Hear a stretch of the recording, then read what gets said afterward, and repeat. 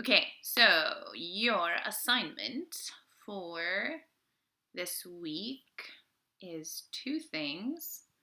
Um, so you're going to be reading three stories with a possible option to read a fourth story if you want to. Um, you're reading The Thing in the Forest by A.S. Byatt.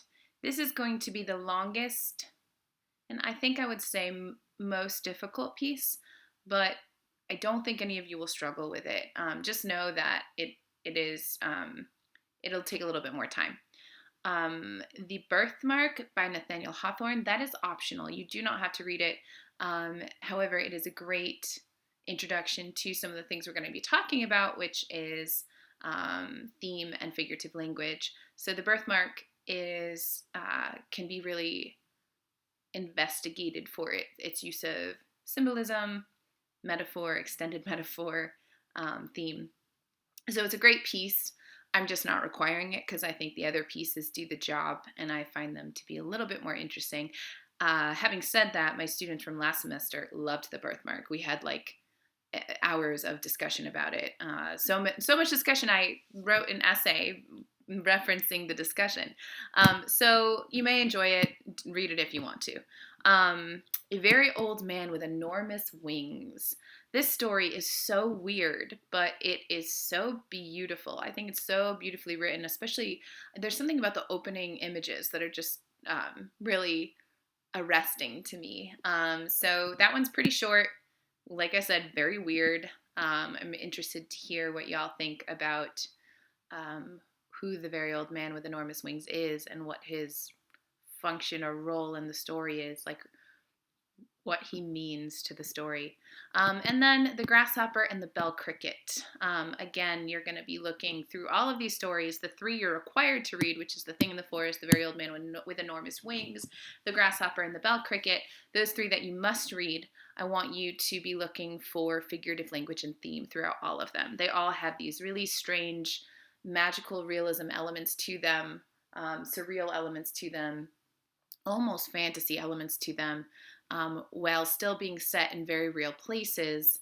And I find that juxtaposition of the real with the unreal or the surreal to be a really good way to think about and teach theme and figurative language. We will get into theme and figurative language in a bit, although that video will probably be before this video in your list of videos. Anyway, I don't know if you watch these consecutively at all. I certainly don't make them consecutively.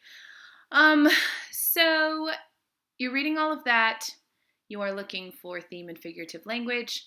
You do not have a response piece this week. And the reason for that is because you are going to be starting to draft your essay. So let's go over your essay assignment. Essay assignment, where are you? Did I close it out? Sorry, everybody, bear with me. Well, it's certainly online. I guess I'll just open it there. Okay, so it's under Essay 1 assignment on Blackboard.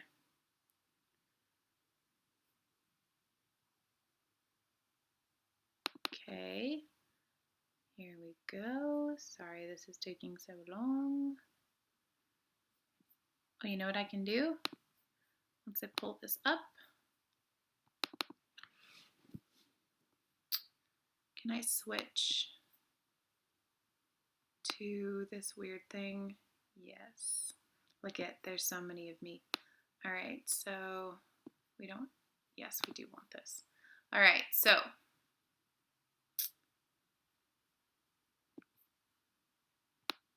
okay. So choose one story we've read so far and one element of literature we've discussed. We have discussed setting, point of view. We've discussed character. We've discussed plot. Although plot is not an element, plot is just the structure of a story. So I don't really want you to use plot because the essay question involves plot. if that makes sense. Character setting, point of view, theme, figurative language. Within figurative language, you can talk about specific things. And you're going to explain how that element of literature helps develop the plot of the story. So that's why you can't choose plot, because you're not going to say plot helps develop the plot of the story, because that wouldn't make sense.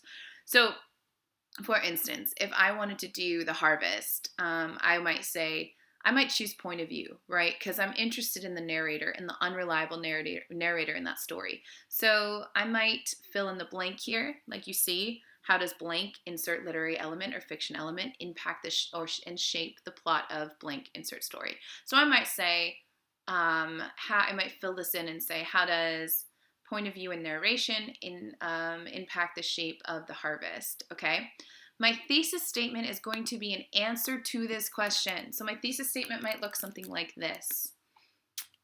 Amy Hempel uses the unreliable narrator with a first-person narration to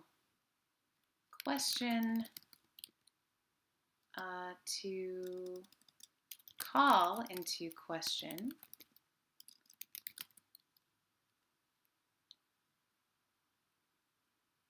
reality after trauma.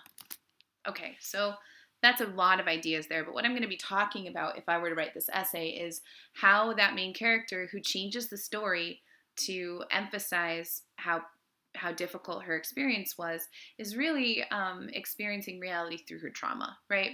And I'm not explicitly talking about plot in my thesis, but her experience with trauma and her manipulation of reality is kind of the plot of that story, right? So even though you're going to be talking about plot, you don't have to name plot in your thesis. If you want to keep it simple, go ahead and do it and use this exact formula. So James Thurber uses fantasy and escape through the point of view of the first person narration point of view of Walter Mitty to explore the actually, I just totally botched that because I'm making it too complicated again. I'm going to table that because I'm not thinking of a good example right now and I don't want to confuse you further. So please erase from your mind the last minute. Okay, details and formatting. So a lot of people have expressed concern, like I'm afraid I won't format it correctly. Here's all the information you need. The length is 3 to 4 pages, no shorter or longer. Do not write more than 4 pages. Do not write less.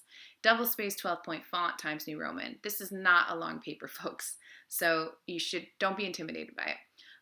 Name and date. Your name, my name, the class, and the date go on the top left side of the corner of your essay. It must be double spaced. A lot of you are not doing this in your response papers. A lot of you are, but for those of you who aren't, you must start putting these in, okay?